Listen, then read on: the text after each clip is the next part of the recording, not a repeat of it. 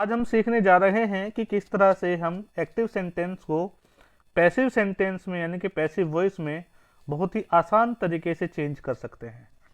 तो स्टूडेंट्स, इसके लिए हमें इन 5 बातों का जानना बहुत जरूरी है। पहला है helping verb, then subject, verb, object और अदर वर्ड्स। ये पांचों चीजें उसी एक्टिव सेंटेंस में होती हैं जिसका हमें पैसिव वॉइस बनाना है। तो चलिए जानते हैं कि ये पांचों चीजें उस एक्टिव सेंटेंस में कहां कहां पर होती हैं और किस तरह से हम उन्हें फाइंड आउट कर सकते हैं। तो चलिए देखते हैं। तो हम सबसे जानते हैं कि सेंटेंस में हेल्पिंग वर्ब कहां पर होती हैं और ये हेल्पिंग वर्ब क्या क्या होती हैं। तो देखिए, हेल्पिंग वर्ब कुछ गिनी चुनी ही होती हैं, जैसे कि is, are, am, was, were, do, does, did, has, have, had. और कुछ मॉडल्स होती हैं जैसे कि will, shall, can, could, may, might, must, would, should. ये मॉडल्स भी हेल्पिंग वर्ब की तरह ही काम करती हैं एक्टिव सेंटेंस में। जहां पर हम हेल्पिंग वर्ब को लिखते हैं वहीं पर हम मॉडल्स को भी लिखते हैं, लेकिन दोनों में से एक ही लिखा जाता है, या तो हेल्पिंग वर्ब या फिर मॉडल्स। तो देखिए, जो हेल्पिंग वर्ब या मॉडल्स हैं वो कुछ गिनी चुनी ही हैं, जैसे कि आप देख रहे हो स्क्रीन पर, और इन्हें हम आसानी से याद भी रख सकते हैं कि हेल्पिंग वर्ब्स और मॉडल्स क्या क्या होती हैं।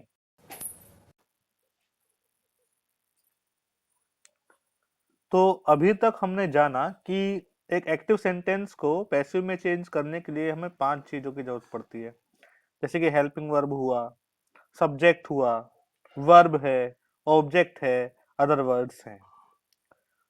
और हमने ये भी जान लिया कि हेल्पिंग वर्ब क्या क्या होती है, मॉडल्स क्या क्या होती हैं। अब हम ये जानेंगे कि एक्टिव सेंटेंस में ये सारी चीजें, subject, helping verb, verb, object, कहां कहां पर होते हैं और इनको हम किस तरह से फाइंड आउट कर सकते हैं। तो देखिए, हम सबसे पहले देखेंगे, हमें ये तो पता चल गया ना कि हेल्पिंग वर्ब क्या क्या होती हैं। अब हम ये जानेंगे, देखो जो सीरीज आप ऊपर देख रहे होंगे कुछ लिखा हुआ है S plus H plus N plus V plus O. Active sentence का जो सीरीज होती है वो यही होती है SHNVO। इस सीरीज को बोलते हैं सहनवो। यानी कि सेंटेंस में अगर वो स्टेटमेंट है, असर्टिव सेंटेंस है, तो सबसे पहले लिखा होगा एस, एस का मतलब सब्जेक्ट। उसके बाद लिखा होगा एच, एच का मतलब हेल्पिंग वर्ब। उसके बाद होगा नोट, एन, एन का मतलब नोट। उसके बाद होगा वी, वी का मतलब वर्ब। उसके बाद होगा ओ, ओ फॉर ऑब्जेक्ट। तो ये सीरीज होती है सहनवो की, किसी भी असर्टिव सेंटेंस, आप कोई सा भी असर्टिव सेंटेंस उठा लीजिए, उसका सीरीज यही होगा सहनवो। हाँ, जो आप देख रहे हैं helping verb, H for helping verb, ये होती है ऑप्शनल। क्या होती है ये ऑप्शनल होती है। अब ऑप्शनल कैसे होती है? क्योंकि कुछ सेंटेंस तो ऐसे होते हैं जिनमें हेल्पिंग वर्ब हो सकती होती है, और कुछ सेंटेंस ऐसे भी होते हैं जिनमें हेल्पिंग वर्ब या मॉडल्स नहीं होती हैं, है ना। लेकिन सीरीज आपको यही मिलेगी, जो एप्लीकेबल होगा वो सेंटेंस में होगा, जो एप्लीकेबल नहीं होगा वो सेंटेंस में नहीं होगा। तो अब देखिए, एक आसान सी ट्रिक है किस तरह से हम लोग जानते हैं। अब हमें ये तो पता चल गया कि सेंटेंस में हेल्पिंग वर्ब क्या क्या होती हैं। तो हम इस फर्स्ट सेंटेंस का एक एग्जाम्पल लेते हैं। ये फर्स्ट सेंटेंस है हमारा, Ravi does not play cricket on the road, है ना। ये सेंटेंस है, ठीक है। अब इस सेंटेंस में हम सबसे पहले फाइंड आउट करते हैं हेल्पिंग वर्ब। क्यों हेल्पिंग वर्ब सबसे पहले फाइंड आउट करेंगे? हेल्पिंग वर्ब सबसे पहले हम इसलिए फाइंड आउट करेंगे क्योंकि हमें पता है कि हेल्पिंग वर्ब क्या क्या होती हैं। हमने पहले ही जान लिया था कि is, are, am, was, were, do, does, did, has, have, had, will, shall, can, could, may, might, must, would, should, ये सब हेल्पिंग वर्ब होती हैं, है ना। तो अब देखेंगे क्या उन्हीं में से कोई हेल्पिंग वर्ब इस सेंटेंस के अंदर है। ठीक है, हमने देखा, हमें मिल गया डज। यानी जो हमने पढ़ा था हेल्पिंग वर्ब को, तो डज हेल्पिंग वर्ब हमें यहां पर मिल गई। अब हमारा काम 90% हो गया। अब हम देखेंगे, अब हमें हेल्पिंग वर्ब हमारी फाइंड आउट हो गई है ना। अब हम जानेंगे कि सब्जेक्ट क्या है। तो देखिए, सब्जेक्ट तो हेल्पिंग वर्ब से पहले का असर्टिव सेंटेंस में, यानी कि स्टेटमेंट में हेल्पिंग वर्ब से पहले का पूरा पार्ट क्या होता है, सब्जेक्ट होता है। जैसे इस सेंटेंस में देखिए, डज हेल्पिंग वर्ब है, तो डज से पहले क्या लिखा है, रवि, तो रवि क्या हुआ, हमारा सब्जेक्ट हुआ। रवि क्या हुआ, सब्जेक्ट। क्लियर, समझ में आया। अच्छा, उसके बाद क्या है, नोट। हाँ, नोट भी हमें मिल गया, एन भी मिल गया। उसके बाद क्या होता है, नोट के बाद क्या आएगी, वर्ब आएगी। तो वर्ब क्या हुई इसमें, वर्ब हुई प्ले। वेरी गुड, वर्ब है प्ले। वर्ब के बाद क्या होगा, ऑब्जेक्ट, ओ फॉर ऑब्जेक्ट। तो वर्ब के बाद क्या लिखा है, क्रिकेट लिखा है, तो क्रिकेट क्या हुआ, हमारा ऑब्जेक्ट हुआ, है ना। अब ऑब्जेक्ट के बाद जो भी वर्ड्स बचे हुए होते हैं सेंटेंस में, वो सब होते हैं हमारे अदर वर्ड्स। और अदर वर्ड्स जनरली किसी प्रीपोजिशन से ही स्टार्ट होते हैं। तो इसमें देखिए, इसमें है ऑन द रोड। तो ऑन द रोड क्या है बच्चों, ऑन द रोड हुआ हमारा अदर वर्ड्स, ओ डब्ल्यू। तो आप इस सीरीज को देखो भाई, सबसे पहले एस आ गया, फिर एच आया, फिर एन आया, फिर वी आया, फिर ओ आया, फिर अदर वर्ड्स आ गया। तो हमारा सीरीज क्या हो गई, सहन वो हो गई। क्लियर है। अब एक और एग्जाम्पल हम देखते हैं। सेकंड एग्जाम्पल, हम हेल्पिंग वर्ब ढूंढेंगे सबसे पहले। तो हेल्पिंग वर्ब क्या है, इसमें हमने ढूंढ ली, हेल्पिंग वर्ब मिली हमें हैव, एच हमें मिल गया। तो एच से पहले का सारा क्या क्या क्या होगा, सब्जेक्ट। तो सब्जेक्ट क्या हुआ हमारा, आई, ठीक है। हेल्पिंग वर्ब का तुरंत बाद क्या होगा, नोट। तो अब इसमें देखते हैं क्या नोट है कहीं, ओ इसमें तो नोट नहीं है, तो हमने नोट को कर दिया कैंसिल। नोट नहीं है, जो एप्लीकेबल होगा वो होगा, जो एप्लीकेबल नहीं है वो नहीं होगा भाई, है ना, ऑप्शनल है नोट, तो हो भी सकता है नहीं भी। तो हमने नोट को कैंसिल कर दिया। तो नोट के बाद क्या आएगा, वी। तो सीन क्या हुआ हमारा, वी हुआ, वी फॉर वर्ब, है ना। अब उसके बाद क्या होगा, ओ, ओ का मतलब ऑब्जेक्ट। ऑब्जेक्ट क्या हुआ हमारा, the red fort. The red fort object हो गया। अब क्या बचा, अब बचा हमारा इन न्यू दिल्ली। तो इन न्यू दिल्ली क्या हुआ हमारा, अदर वर्ड्स हुआ। समझ में आया, ठीक है। अब एक और एग्जाम्पल हम लोग देखते हैं, और डाउट क्लियर होंगे। जितना हम ज्यादा एग्जाम्पल करेंगे उतने ही हमारे डाउट जो है वो क्लियर होंगे, है ना। बहुत आसानी से समझना है, बहुत आसानी से, ज्यादा दिमाग नहीं लगाना है। देखते हैं थर्ड सेंटेंस, देखते हैं भाई। थर्ड सेंटेंस है हमारा कि my friend did not attend the school yesterday, है ना। तो सबसे पहले क्या ढूंढना है, हेल्पिंग वर्ब, ठीक है। तो हेल्पिंग वर्ब क्या हुई इसमें, डिड, क्योंकि हमने हेल्पिंग वर्ब कुछ ही छांट ली थी, बस वही होती हैं। तो डिड हो गई हमारी हेल्पिंग वर्ब। रूल के अकॉर्डिंग हेल्पिंग वर्ब से पहले क्या होगा, सब्जेक्ट होगा। तो सब्जेक्ट क्या है हमारा, माई फ्रेंड। इससे पहले माई फ्रेंड तो लिखा है, तो हमारा सब्जेक्ट हो गया, है ना। उसके बाद क्या होगा, नोट। नोट है इसमें, नोट ऑप्शनल होता है, हो भी सकता नहीं भी, हाँ है, नोट है, ठीक है, एन हो गया हमारा। उसके बाद क्या होता है, वी। वी का मतलब वर्ब। तो वर्ब क्या है हमारी, अटेंड। अटेंड हमारी वर्ब हो गई, ठीक है। उसके बाद ओ, ओ का मतलब ऑब्जेक्ट। तो ऑब्जेक्ट क्या है, द स्कूल। द स्कूल हमारा ऑब्जेक्ट हो गया, ठीक है। अब क्या बचा, येस्टरडे। येस्टरडे क्या हुआ हमारा, अदर वर्ड्स हुए, क्योंकि ऑब्जेक्ट के बाद जो भी वर्ड्स बचते हैं वो क्या होते हैं हमारे, अदर वर्ड्स होते हैं, है ना, ठीक है। अब अगला सेंटेंस हम देख, अच्छा कुछ सेंटेंस भाई ऐसे भी तो होते हैं, अब सारे सेंटेंस में तो हेल्पिंग वर्ब नहीं होती ना। कुछ सेंटेंस तो ऐसे भी होते हैं जिनमें हेल्पिंग वर्ब नहीं होती है ना। सारे सेंटेंस तो हेल्पिंग वर्ब वाले नहीं होते, कुछ तो बिना हेल्पिंग वर्ब के भी होते हैं। जैसे हमारे एक सेंटेंस हम देख लेते हैं, एक सेंटेंस हमारा है ये वाला, देखिए आप। अब इस सेंटेंस को हम देखते हैं भाई, he met me at bus station, है ना, ठीक है। ये हमारा सेंटेंस है। अब इसमें सेंटेंस में आप ढूंढिए कि आपको कोई हेल्पिंग वर्ब दिखाई दे रही है। Is are am, was were, do does did, have had, will shall, can could, may might, must, would, should, क्या इसमें है कहीं, इनमें से कोई भी वर्ड इस सेंटेंस के अंदर नहीं है। इसका मतलब this sentence does not have any helping verb. Clear, neither any helping verb nor any model. ना ही तो हेल्पिंग वर्ब है ना ही मॉडल है। तो ठीक है, कोई बात नहीं, नहीं है तो कोई बात नहीं, जरूर होने कि हर सेंटेंस हेल्पिंग वर्ब होगी, कोई बात नहीं। लेकिन रूल हमारा क्या रहेगा, रूल हमारा यही रहेगा, सहन वो, SHNVO। अब इसके अकॉर्डिंग कैसे फाइंड आउट करेंगे हम देखते हैं। भाई हमें हेल्पिंग वर्ड नहीं मिली, कोई बात नहीं, नहीं मिली तो ठीक है, कोई बात नहीं। ठीक, तो शुरू में क्या, यहां से हमने हेल्पिंग वर्ड को काट दिया। ठीक है, हेल्पिंग वर्ड को काट दिया, तो शुरू में क्या होगा, शुरू का वो वर्ड जिसका अपना इंडिपेंडेंट मीनिंग है वो क्या होगा, सब्जेक्ट होगा, है ना।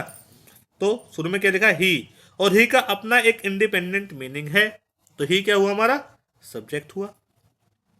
उसके बाद आगे चलते हैं, एच, एच तो इसमें है ही नहीं, तो उसके बाद क्या होगा, एन, एन का मतलब नोट, नोट भी इसमें नहीं है, तो उसके बाद क्या होगा, वी, तो वी का मतलब वर्ब, वर्ब क्या हुआ इसमें, एस के बाद वाला वर्ड, मैट, मैट क्या हुआ, वर्ब हुआ, है ना। ठीक है, आगे चलते हैं, ओ, ओ का मतलब ऑब्जेक्ट, तो ऑब्जेक्ट क्या है, मैट के बाद क्या लिखा है, मी क्या हुआ हमारा, ऑब्जेक्ट हो गया।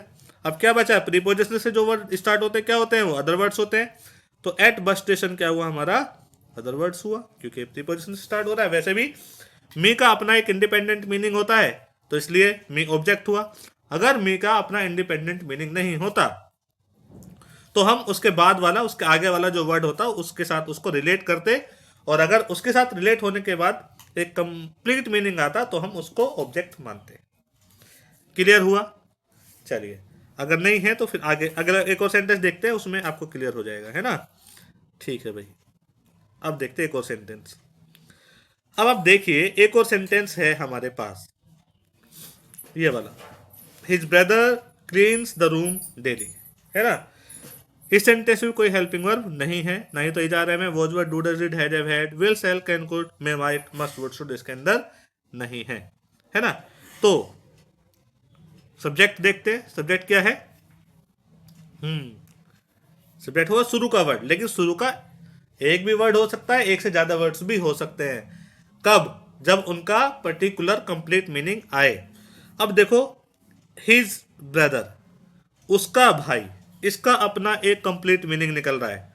अगर हम हिज लिखे, हिज बोले उसका, तो उसका कोई अपना पर्टिकुलर मीनिंग नहीं निकल रहा है ना।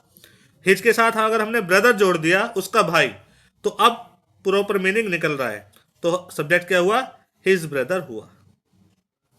उसके बाद एच का मतलब हेल्पिंग वर्ब है ही नहीं तो नहीं लिखते, नोट नहीं है तो नहीं लिखते। उसके बाद वर्ब, वर्ब क्या है, क्लीन्स, है ना, इसका अपना पूरा मीनिंग है। उसके बाद ओ का मतलब ऑब्जेक्ट, ऑब्जेक्ट क्या हुआ, द रूम, ऑब्जेक्ट हुआ, है ना। और उसके बाद क्या है, डेली, डेली क्या होती है, एडवर्ब होती है, जैसे कि इसमें यस्टरडे एक एडवर्ब थी, है ना। तो ये क्या हुआ, अदर वर्ड्स हुए हमारे। ठीक है, द रूम, कमरा, अपना पूरा मीनिंग है कमरे का, तो इसलिए ऑब्जेक्ट हुआ। क्लियर हुआ, कोई डाउट है, ठीक है। चलिए, तो इस तरह से हम जान लेते हैं कि सेंटेंस में सब्जेक्ट क्या है, वर्ब क्या है, ऑब्जेक्ट क्या है, और अदर वर्ड्स क्या क्या हैं। हम लोगों को अगर ये पता चल जाए कि subject, helping verb, verb, object, other words क्या क्या है सेंटेंस के अंदर, तो फिर बहुत ज़्यादा इजी हमारे लिए हो जाता है एक एक्टिव सेंटेंस को पैसिव सेंटेंस में चेंज करना, अगर वो एक्टिव सेंटेंस कोई स्टेटमेंट है या फिर कोई असर्टिव सेंटेंस है तो अभी तक हमने जान लिया कि सेंटेंस में हेल्पिंग वर्ब कहाँ पर होती है, सब्जेक्ट कहाँ पर होता है, वर्ब कहाँ पर होती है, ऑब्जेक्ट कहाँ पर होता है, और अदर वर्ड्स क्या क्या होते हैं। तो यही हैं कुछ बातें जो हमें याद रखनी है। तो थिंग्स टू रिमेंबर में क्या है, देखिए, थिंग्स टू रिमेंबर सबसे पहली बात सब्जेक्ट। तो हमने जाना कि सब्जेक्ट क्या होते हैं, all words before helping verb. तो हेल्पिंग वर्ब अगर सेंटेंस के अंदर है तो हेल्पिंग वर्ब से पहले का जितना भी पार्ट है सेंटेंस का वो क्या होता है, सब्जेक्ट होता है। क्लियर। नेक्स्ट, वर्ब क्या होती है, वर्ब होती है word just after helping verb. Helping verb के जस्ट बाद में, तुरंत बाद में जो वर्ड होता है वो क्या होता है, वो वर्ब होती है। क्लियर। अच्छा, फिर ऑब्जेक्ट क्या है, ऑब्जेक्ट है meaningful word just after the verb. तो वर्ब के बाद में जो मीनिंगफुल वर्ड है, कोई ऐसा वर्ड जिसका अपना कंप्लीट सेंस है, कंप्लीट मीनिंग है, उस वर्ड को हम क्या कहते हैं, ऑब्जेक्ट कहते हैं। तो अदर वर्ड्स क्या हुए। अब एक सेंटेंस में subject, verb, object, helping verb वगैरह सब कुछ फाइंड आउट करने के बाद जो भी वर्ड्स बचते हैं, रिमेनिंग वर्ड्स, जो भी वर्ड्स बचते हैं वो वर्ड्स क्या होते हैं, वो अदर वर्ड्स होते हैं। अदर वर्ड्स जनरली किसी प्रीपोजिशन से स्टार्ट होते हैं या फिर कोई ना कोई कोई ना कोई एडवर्ब होते हैं। क्लियर है? ठीक है। अभी हम अभी हम आगे बढ़ते हैं। तो आपने थंबनेल देखा था कि इजी ट्रिक, कि किस तरह से एक इजी ट्रिक से हम एक एक्टिव सेंटेंस को पैसिव सेंटेंस में चेंज कर सकते हैं। और फिर आपने थंबनेल में देखा होगा all rules in one formula. तो इस रूल के को यूज करके हम जितने भी असर्टिव सेंटेंसेस हैं, सुनिए ध्यान से, असर्टिव सेंटेंसेस, स्टेटमेंट, जितने भी सेंटेंस हैं उनको हम चेंज कर सकते हैं पैसिव वॉइस में इस आसान से फॉर्मूले का यूज करके, भले ही वो सेंटेंस किसी भी टेंस का क्यों ना हो। तो बिना देरी किए चलिए देखते हैं कि ये फॉर्मूला क्या है। इस फॉर्मूले को कहते हैं ओहन बी वॉस। जैसा आपने देखा है ना, यहाँ पे लिखा हुआ है स्क्रीन पर। इस फॉर्मूले को बोलते हैं ओहन बी वॉस। OHNBVOS, ओहन बी वॉस। इस एक सिंपल से फॉर्मूले का यूज करके हम किसी भी असर्टिव सेंटेंस को पैसिव में चेंज कर सकते हैं। सिंपल सा फॉर्मूला है, इसी फॉर्मूले का यूज करना है। चाहे वो किसी भी टेंस का सेंटेंस है, उसको हम पैसिव में चेंज कर सकते हैं बड़े आसानी से। तो अब इसको थोड़ा सा हम स्प्लिट अप कर लेते हैं फॉर्मूले को। वो क्या है? इस फॉर्मूले में ओ का मतलब है ऑब्जेक्ट, एच का मतलब है हेल्पिंग वर्ब, एन का मतलब है नोट, बी का मतलब है बच्चों, तीन चीजें होती हैं बी के रिगार्डिंग इसमें। बी में BEN बीइंग और BEEN बीन। और वी एक्टिव सेंटेंस में वर्ब की कोई सी भी फॉर्म हो, पैसिव में वर्ब की थर्ड फॉर्म का ही यूज करेंगे। तो वी का मतलब है वर्ब की थर्ड फॉर्म। उसके बाद ओ का मतलब अदर वर्ड्स, और एस का मतलब है बच्चों बाय प्लस सब्जेक्ट। तो इसी सीरीज में हमें वर्ड्स को रखना है और एक एक्टिव सेंटेंस को पैसिव सेंटेंस में चेंज कर देना है ना? अच्छा, हमने फाइंड आउट करने की सीरीज क्या थी? हेल्पिंग वर्ब को, नोट को, ऑब्जेक्ट को, सब्जेक्ट को फाइंड आउट करने की जो सीरीज थी बच्चों वो थी हमारी सहनवो, SHNVO। इस सहनवो सीरीज से हम क्या करते हैं, एक एक्टिव सेंटेंस में से subject, helping verb, verb, object और अदर वर्ड्स को फाइंड आउट कर लेते हैं। फाइंड आउट करने के बाद इन सब चीजों को हम इस फॉर्मूले में रख देते हैं। इस फॉर्मूले का नाम क्या है? ओहन बी वॉस। इस तरह से इसको प्रोनाउंसिएट करेंगे, ओहन बी वॉस। क्लियर? तो इस तरह से हम एक एक्टिव सेंटेंस को पैसिव में चेंज कर सकते हैं, बहुत आसानी से चेंज कर सकते हैं। क्योंकि रूल में सबसे पहले लिखा जाता है ओ, ओहन बी वॉस में, ओहन बी वॉस में सबसे पहले क्या आएगा? ओ आएगा, है ना? तो ओ का मतलब क्या होता है बच्चों? ऑब्जेक्ट, है ना? तो ऑब्जेक्ट कहां पर मिलेगा? वर्ब के बाद में, है ना? तो ऑब्जेक्ट को हम क्या लिखेंगे? सबसे शुरू में लिखेंगे, सबसे शुरू में लिखेंगे ओ का मतलब ऑब्जेक्ट, है ना? तो ऑब्जेक्ट एक्टिव सेंटेंस में क्या होगा? अगर मी है तो उसको हम चेंज कर देंगे आई में, सब्जेक्ट बना देंगे। अस को चेंज कर देंगे वी में, उसका भी सब्जेक्ट बना देंगे। यू अनचेंज रहता है क्योंकि इसका सब्जेक्ट और ऑब्जेक्ट सेम रहता है। देम है तो उसको दे में चेंज कर देंगे, हिम को ही में चेंज कर देंगे और हर को सी में चेंज कर देंगे। तो इस तरह से एक्टिव सेंटेंस में जो भी ऑब्जेक्ट होंगे उनको हम सब्जेक्ट में चेंज कर देंगे क्योंकि हम शुरू में उसको लिखने जा रहे हैं। क्लियर हुआ? मी को आई में, अस को वी में, यू को यू में ही, यू चेंज नहीं होता है। देम को दे में, हिम को ही में और हर को शी में हम चेंज कर देते हैं। हमारा जो फॉर्मूला था ओहन बी वॉस, उस फॉर्मूले में ओ के बाद था एच, और एच का मतलब क्या होता है? एच का मतलब होता है हेल्पिंग वर्ब। क्लियर? अब हेल्पिंग वर्ब का क्या फंडा है उसको ध्यान से समझते हैं। अगर एक्टिव सेंटेंस में हेल्पिंग वर्ब होगी डू या डज, तो जब हम पैसिव में चेंज करेंगे सेंटेंस को, तो उस हेल्पिंग वर्ब डू या डज को हम इज, आर या एम में चेंज कर देंगे according to the subject, according to the object जो कि अब सब्जेक्ट बन चुका है ना? ऑब्जेक्ट सिंगुलर होगा तो इज लिखेंगे, ऑब्जेक्ट प्लूरल होगा तो आर लिखेंगे, और अगर ऑब्जेक्ट होगा मी जो कि आई में चेंज हो चुका है तो उसके लिए हम एम लिखेंगे। क्लियर हुआ? यानी कि पैसिव में डू डस को नहीं लिखते हैं, डू डस की जगह हम इज, आर या एम हेल्पिंग वर्ब लिखते हैं। क्लियर हुआ? ठीक है। दूसरी हेल्पिंग वर्ब है जिसका हम पैसिव में यूज नहीं करते हैं, वो है हमारी डिड। डिड की जगह तो क्या लिखते हैं? डिड की जगह वॉज या वर लिखते हैं according to the object. Object singular होगा तो वॉज, प्लूरल होगा तो वर। अब नीचे क्या लिखा है इसको पढ़ लेते हैं। All other helping verbs, all other helping verbs will remain the same. इसका मतलब do does did he change होती हैं, इसके अलावा अगर और कोई हेल्पिंग वर्ब या मॉडल लिखी हुई है एक्टिव सेंटेंस के अंदर तो हम उसको चेंज नहीं करते हैं। उनका क्या करते हैं हम? उनका केवल हम चेंज करते हैं नंबर। नंबर का मतलब सिंगुलर या प्लूरल। अगर ऑब्जेक्ट होगा सिंगुलर तो हम सिंगुलर वर्ब का यूज करेंगे, और अगर ऑब्जेक्ट होगा प्लूरल तो हम प्लूरल हेल्पिंग वर्ब का यूज करेंगे। ठीक है। मान लीजिए ऑब्जेक्ट कहीं पर था देम, है ना, तो देम को जब आप पैसिव में चेंज कर रहे हैं तो ये बन गया दे। ठीक है, तो दे के अकॉर्डिंग तो प्लूरल हेल्पिंग वर्ब भी आएगी ना। पास्ट में होगा तो वॉज या वर, प्रेजेंट में है तो इज, आर या एम हेल्पिंग वर्ब का यूज। हाँ, और अगर प्रेजेंट में है तो हम आर हेल्पिंग वर्ब का यूज करेंगे, पास्ट में है तो वर हेल्पिंग वर्ब का यूज करेंगे। क्यों? क्योंकि हमारा जो ऑब्जेक्ट है वो क्या है? प्लूरल है, जो कि अब सब्जेक्ट बन चुका है। क्लियर हुआ? ये तो बात थी हमारी हेल्पिंग वर्ब की। लेकिन हमने पढ़ा था कि हर सेंटेंस में हेल्पिंग वर्ब नहीं होती। सेंटेंस ऐसे भी होते हैं जिनमें कोई हेल्पिंग वर्ब नहीं होती है, तो उस केस में हम क्या करते हैं देखते हैं।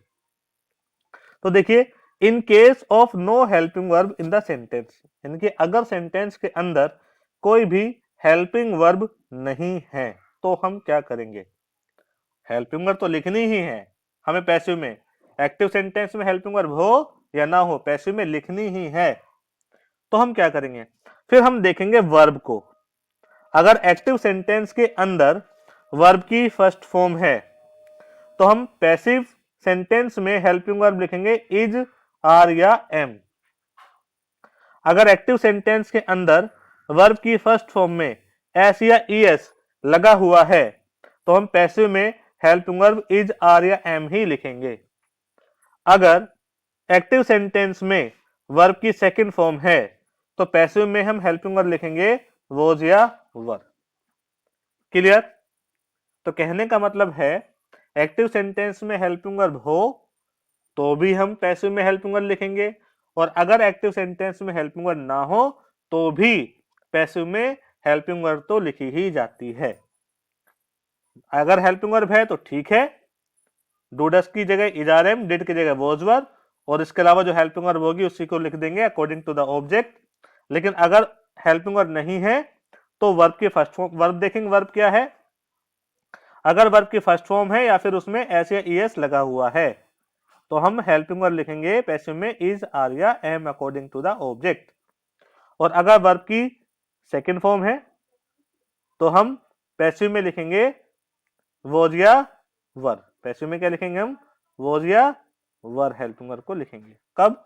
अगर एक्टिव सेंटेंस में वर्ब की सेकंड फॉर्म दी हुई है। क्लियर? ठीक है। तो पैसिव में चेंज करने का जो रूल था बच्चों वो था हमारा ओहन, ओ एच एन, ओहन, बी वॉस। अब इस रूल के अकॉर्डिंग हमने ओ को भी समझ लिया, एच को भी समझ लिया, एन का मतलब होता है नोट। अब हमारी बारी है समझने की बी। बी का मतलब क्या होता है? बी का मतलब होता है बी या फिर बीइंग या फिर बीन, है ना। अब ये बी कब लिखा जाता है, बीइंग कब लिखा जाता है और बीन कब लिखा जाता है वो हम पढ़ते हैं, समझते हैं, है ना। तो देखिए बच्चों, बी ई बी का यूज हम जब करते हैं जब एक्टिव सेंटेंस में कोई मॉडल आए, जैसे कि विल हो, शैल हो, can, could, may, might, must, would, should, ought to. अगर कोई मॉडल आ रही है तो हम बी का यूज करेंगे, बीई। इसके अलावा अगर टू प्लस वर्ब आ रहा है, यानी कि वर्ब की फर्स्ट फॉर्म से पहले टू लिखा हुआ है, जैसे कि टू कम, या फिर लिखा हुआ है जैसे टू गो, या फिर लिखा हुआ है टू कीप, है ना। तो यानी कि अगर वर्ब की फर्स्ट फॉर्म से पहले टू लिखा हुआ है तो भी हम बी का यूज करेंगे, बी का यूज करेंगे। अब आगे बढ़ते हैं। अब है हमारा बीइंग। बीइंग का यूज कब करते हैं? सिंपल सा है बीइंग का यूज। बी में देखिए आईएनजी लगा हुआ है ना, बी में आईएनजी लगा हुआ है, तो बीइंग का यूज हम कब करेंगे? जब वर्ब में आईएनजी लगा हुआ होगा। वर्ब की फर्स्ट फॉर्म में अगर आईएनजी लगा हुआ है, इसका मतलब अगर वर्ब की आईएनजी फॉर्म है एक्टिव सेंटेंस के अंदर, तो हम बीइंग का यूज करेंगे। और बीन का यूज कब करेंगे? बी डब्ल्यू एन, बीन का यूज हम जब करेंगे अगर एक्टिव सेंटेंस के अंदर हेल्पिंग वर्ब है हैज, हैव या फिर हैड। अगर इन तीनों में से कोई भी एक हेल्पिंग वर्ब है तो हम बीन का यूज करेंगे, हैज हैव हैड है तो बीन का यूज करेंगे। वर्ब की आईएनजी फॉर्म है तो बीइंग का यूज करेंगे, और अगर कोई मॉडल है तो बी का यूज करेंगे। क्लियर है? अभी कोई डाउट है? ठीक है, अब हम आगे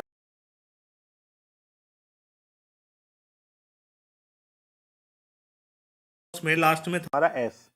तो एस का मतलब होता है बच्चों बाय सब्जेक्ट, है ना। तो अगर सब्जेक्ट है आपका आई एक्टिव सेंटेंस में, तो जब हम पैसिव बनाएंगे तो इसका हो जाएगा बाय मी। अगर सब्जेक्ट है वी तो इसका हो जाएगा बाय अस। अगर है दे सब्जेक्ट तो हो जाएगा बाय देम। सब्जेक्ट यू है तो यू बाय यू ही रहेगा। अगर सब्जेक्ट है ही तो इसका हो जाएगा ऑब्जेक्ट बाय हिम, है ना। और शी है तो हो जाएगा बाय हर। क्लियर हुआ? तो कहने का मतलब है एस का मतलब ओहन बी वोस था ना हमारा रूल, ओ एच एन ओहन, बी वोस वी ओ एस वोस, है ना। तो हमने क्या पढ़ लिया? ओ पढ़ लिया, एच समझ में आ गया, एन आ गया, बी आ गया, और वी का मतलब क्या है? वर्ब की थर्ड फॉर्म। यानी कि पैसिव बनाते समय, पैसिव बनाते समय वर्ब की कोई सी भी फॉर्म हो, पैसिव में वर्ब की थर्ड फॉर्म ही लिखी जाती है। और ओ का मतलब क्या है? Other words. एस का मतलब क्या है? By subject. तो इस फॉर्मूले में ओहन बी बोस में सारी जो पॉइंट्स थे वो हमने अब समझ लिए। अब बारी आती है एग्जाम्पल की, क्योंकि जब तक एग्जाम्पल नहीं करेंगे जब तक हमें क्लियर जो कॉन्सेप्ट है वो क्लियर नहीं हो पाएगी। तो चलिए अब हम अपने डाउट्स को क्लियर करते हैं एग्जाम्पल्स के, एग्जाम्पल्स देखते हैं। तो अब हम देखते हैं एग्जाम्पल्स। तो फॉर एग्जाम्पल फर्स्ट सेंटेंस है हमारा, Ravi does not play cricket on the road. अब इसका पैसिव क्या है? इसका पैसिव है cricket is not played by Ravi. Cricket is not played by Ravi. अब इसमें ऑन द रोड रह गया है तो हम कहां पे लिखेंगे? यहां पे लिख देंगे ऑन द रोड। ठीक है, लेकिन अब ये सेंटेंस बना कैसे हम वो देखते हैं। हमारा रूल क्या था बच्चों? हमारा रूल था O H N B V O S, ओहन बी वोस था ना। तो पहले क्या है देखो, ओ का मतलब ऑब्जेक्ट, ये रहा ऑब्जेक्ट। ऑब्जेक्ट क्या है हमारा? क्रिकेट आ गया। कहां पर था क्रिकेट? वर्ब के बाद में। वर्ब क्या है? प्ले। प्ले के बाद में क्रिकेट लिखा था, ऑब्जेक्ट था तो हमने पहले क्या लिख दिया? ऑब्जेक्ट लिख दिया क्रिकेट। उसके बाद H, H for helping verb. तो इसमें हेल्पिंग वर्ब क्या थी? डज, एक्टिव सेंटेंस में। डू डज को चेंज करते हैं किसमें? इज, आर या एम में। तो क्रिकेट क्या था हमारा? सिंगुलर वर्ड, इसलिए इसके साथ क्या आया? इज आ गया, तो हमारा एच हो गया। अब आगे देखते हैं एन, एन का मतलब नोट। तो एन नोट अपनी जगह है क्योंकि एक्टिव में भी था तो हमने पैसिव में भी लिख दिया। अब आगे देखते हैं आगे क्या है? बी। बी का मतलब बी, बीइंग या फिर बीन। अब इस सेंटेंस में देखते हैं बी वाली कंडीशन है कि नहीं है। बी का यूज करते हैं जब कोई मॉडल हो। देखो इसमें हेल्पिंग वर्ब है, कोई मॉडल नहीं है, तो बी वाली कंडीशन तो अप्लाई होती नहीं है। उसके बाद है B E I N G, being. Being जब यूज करते हैं जब वर्ब की आईएनजी फॉर्म हो। तो वर्ब क्या है हमारी? वर्ब है प्ले, तो प्ले में आईएनजी तो लिखा हुआ ही नहीं है, तो इसका मतलब ये भी वर्ब की जो आईएनजी फॉर्म है उसका भी यूज हम नहीं करेंगे, है ना। अब आगे चलते हैं, आगे क्या है हमारा वी। वी का मतलब वर्ब की थर्ड फॉर्म, वर्ब क्या थी प्ले, और प्ले की थर्ड फॉर्म हमने लिख दी, तो ये भी हमारा क्लियर हो गया। अब लिखते हैं ओ। ओ का मतलब अदर वर्ड्स, जो कि इसमें बाय मिस्टेक छूट गया था, तो हमें क्या लिखा, अदर वर्ड्स का है ऑब्जेक्ट के बाद में, ऑब्जेक्ट क्या था क्रिकेट, इसके बाद क्या लिखा है ऑन द रोड, तो ऑन द रोड क्या है हमारा अदर वर्ड्स, हमने यहाँ पर लिख दिया, बाय मिस्टेक छूट गया था। ठीक है, अब क्या लिखेंगे एस। एस का मतलब बाय सब्जेक्ट, तो हमने बी वाई बाय लिखा और सब्जेक्ट क्या था रवि, तो हमने रवि लिख दिया। तो इस तरह से ओहन बी वोस के थ्रू हमने अपना पहला सेंटेंस बना लिया। क्लियर हुआ? कोई डाउट है? चलिए ठीक है, अगर कोई डाउट है तो अब देखते हैं और आगे क्लियर हो जाएगा, है ना। ठीक है, अगला सेंटेंस देखते हैं। अगला सेंटेंस हमारा क्या है? अगला सेंटेंस है I have seen the red fort in new Delhi, है ना। ठीक है, तो हमारा रूल क्या था, हमें सेहनवो से क्या करना था, अच्छा बताओ।